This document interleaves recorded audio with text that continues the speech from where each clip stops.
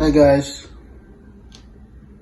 welcome back sa aking channel. Salamat sa inyong pagsubaybay. You know, as always, I appreciate your support. So ngayong gabi, kasi gabi ngayon dito, magluluto tayo ng bulalo. So bali pata ng baka to, pinili namin sa Asian market last weekend. Pinakat na rin ng ganyan. So yung mga ingredient natin, obviously ito yung pata. Meron tayo ditong sibuyas. Ito naman yung ating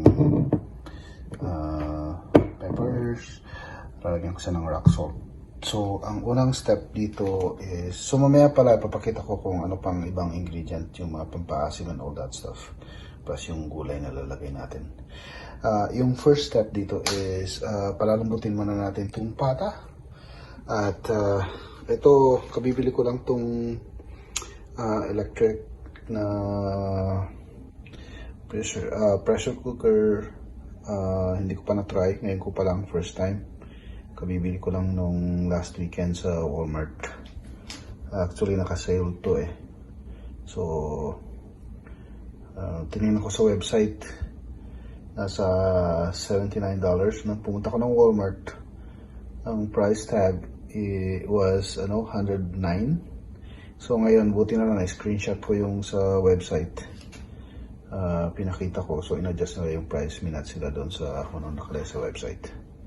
Okay, so ang unang step nga, pakukulo natin dito, palalambutin natin siguro mga about 15-20 minutes. Ito try ko kung paano ba to, kung okay ba tong pressure cooker na to. First time kong gumamit ng electric. Tapos you know, ito yung tubig na lalagay natin. Okay, so lagay ko na sa pressure cooker. So ayan guys, nalagay ko na. So lalagyan natin ng tubig. Ito second, then sa siguro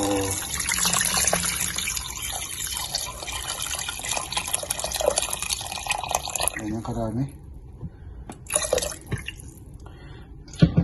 tubig. Yan. Sakto lang na nakalublob yung karne. So yan guys, nalagay ko na yung karne sa loob. Isaksak ko na rin, so may timer to eh.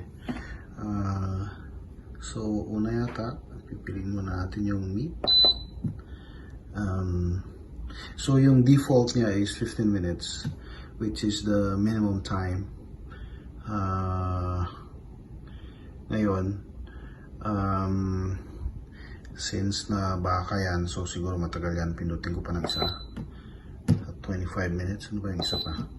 45, so matagal naman yan. Siguro lagay ko muna sa 25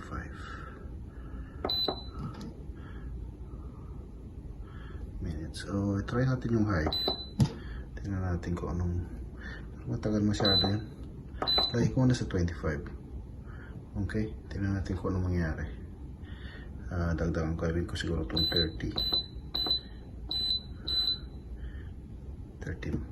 minutes.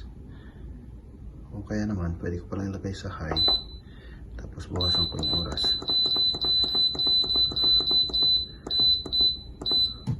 Diba? Start.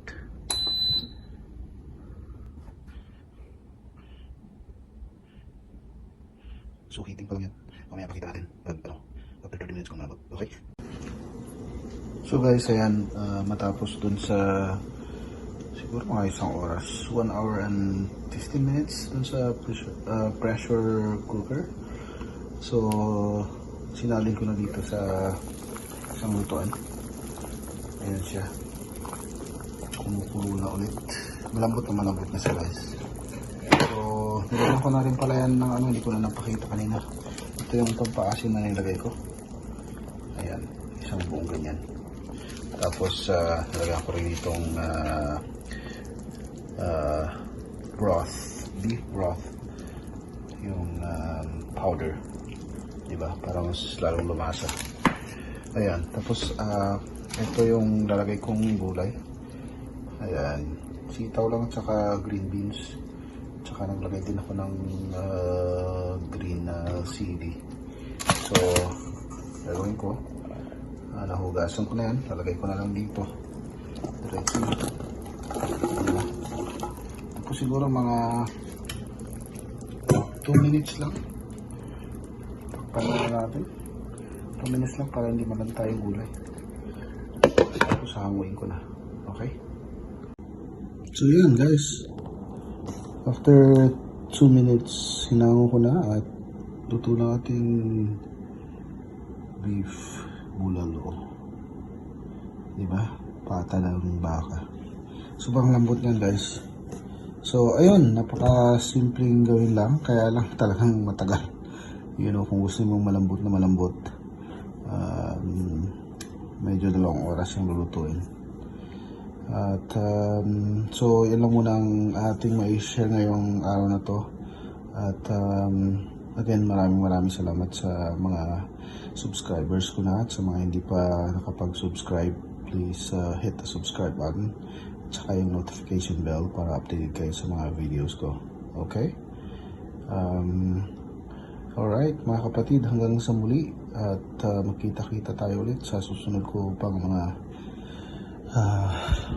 vlogs na isi-share sa inyo. Alright? Bye for now.